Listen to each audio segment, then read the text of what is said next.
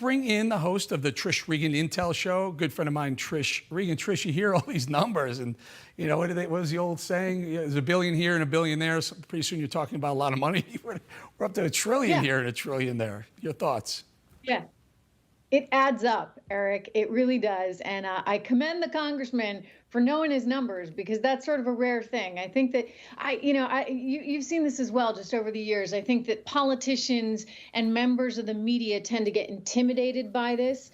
And, hey, it's somebody else's money, right? So what do they care? They're effectively mortgaging our future, our children's future, to help themselves get elected today. So let's be clear, there just aren't a lot of fiscal conservatives around these days. I mean, they've kind of gone the way of the dinosaur. I think both parties are really to blame on this. And I would have liked to have seen more Republicans. Again, I commend the congressman for his comments. I would have liked to have seen more people stand up to what they're trying to push through on infrastructure, because I'm sorry, we can't afford it. You know, I agree with you, but isn't it funny how somehow they always find a way to raise the debt ceiling, the limits, and somehow they always find a way to spend trillions more dollars. Trish, you and I go way back. We go back 15 years. CNBC and then Fox. We know each other a long time. I'm going to throw you a hard question. You mind if I give you a hard, tough one? Go for it. With $29 trillion in debt, how does the stock market make a 35,000 new high, or almost touching a new high almost every week? What's going on there? It's called money printing, right? The printing press is on, and you've got it coming at you from every level, whether it's the federal government or whether it's the Federal Reserve, right? So monetary and fiscal influence here, helping to put more and more money in the system. And what's really messed up about it, and I don't want to wonk out too much for the audience tonight, but you look at how cheap it is to borrow still. I mean, you're talking like 1.3% on the 10-year.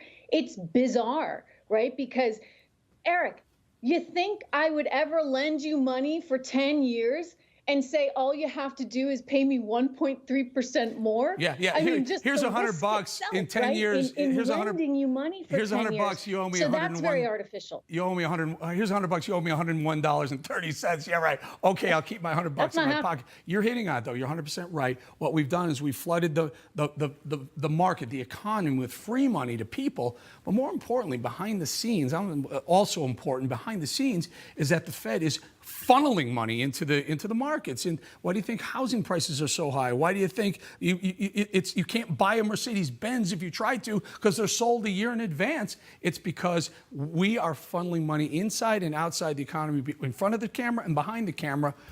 At some point, do we not have to pay for this?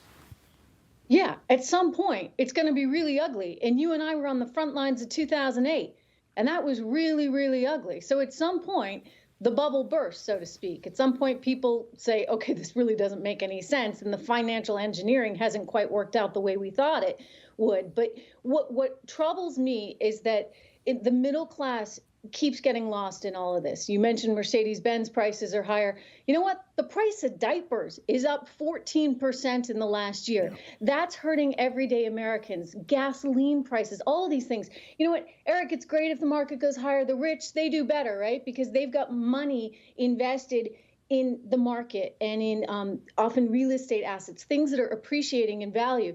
The poor, they tend to do okay because, well, Biden's giving them everything, right? Yep. and making sure that the unemployment benefits get extended, this, that, and the other, 3 rounds of stimulus.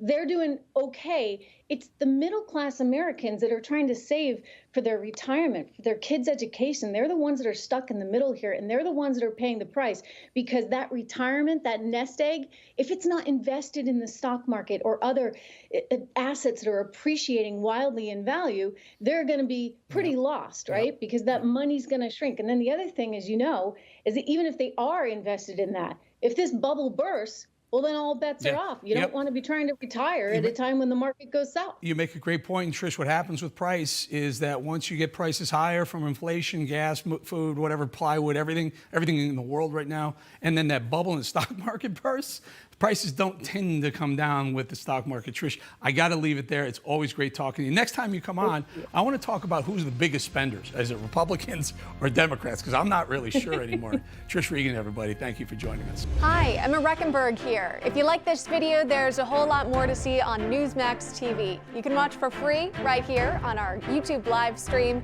and be the first one here each time our experts break down real news. Just hit that subscribe button, ring the bell icon, and stay with us on America's fastest growing cable news channel, Newsmax TV.